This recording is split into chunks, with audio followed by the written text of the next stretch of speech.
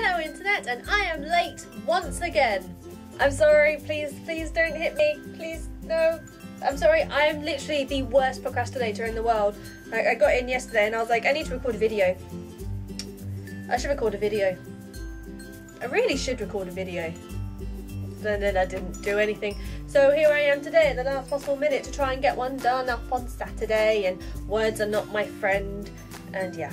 So this week we decided, after an interesting email conversation, to talk about the differences between England and America, and Englishisms and Americanisms and all that jazz, because I said something like, I haven't the foggiest, which is a very, very British phrase, and I didn't realise it was British until Hayley was like, do you actually say that in England? And I was like, yes we do. So unfortunately I don't know very much about Americanisms as much to compare them with Englishisms.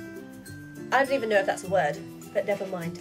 So today instead I'm going to talk about the differences between Englishisms and Australianisms, because I know a little bit more about that.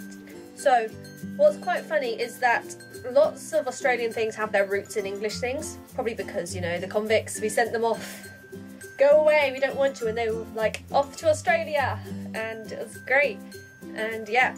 So I do apologise, my Australian accent is awful, and it's not going to end up well, so yeah, we'll see how this turns out. So one of the main things that I really noticed a lot is that instead of saying how we would in England, just say, oh, how you doing? When you meet someone you go, how you doing? You're right. The Australians, they go, how you going? I'm sorry, that was an appalling accent, but how you going? That's what Australians say. They say, how are you going? And it's weird. It felt weird to me for a long time. I couldn't quite get my head around it. And people would say it when you passed them in the street.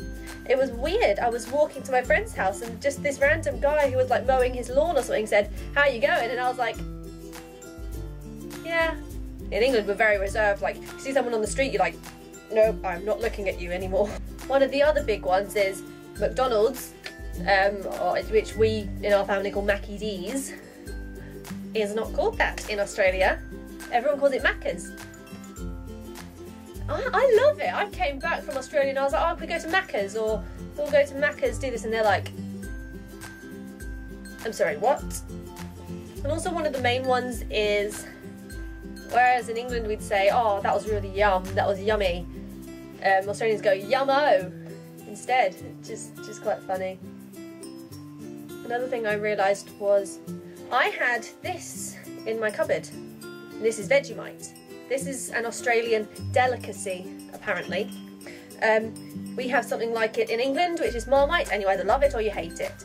And this has been sitting in my cupboard for a few months, since I got back in August. Someone gave it to me as a present, I can't even remember who. But I'm sorry, please don't hate me. But yeah, so I thought I'd taste it whilst I'm here. So let's give it a go. I'm putting a teeny tiny bit, okay?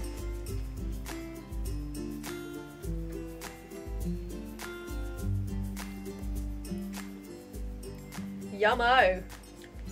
Actually, it's not as bad as Marmite. Got a Marmitey tang to it, but not as bad. Maybe I'll have it on toast. So anyway, that's a very short introduction to Englishisms versus Australianisms. If you can think of any, put them in the comments below and we'll see if we can discuss it there. And I'd love to hear what everyone else thinks about this, and any Americanisms to Englishisms that you can think of, or anything that you think is, yeah, you're losing it, Beth. You're going mad. You're going mad whilst you're talking to a camera. So okay, I'm going to leave it there, and hopefully next week I will give you a room tour. I've been asked by one of my friends to do a room tour and to talk about musicals, so we'll see if that can fit in. I hope you have a really great week, guys, and I shall see you on Friday. Bye!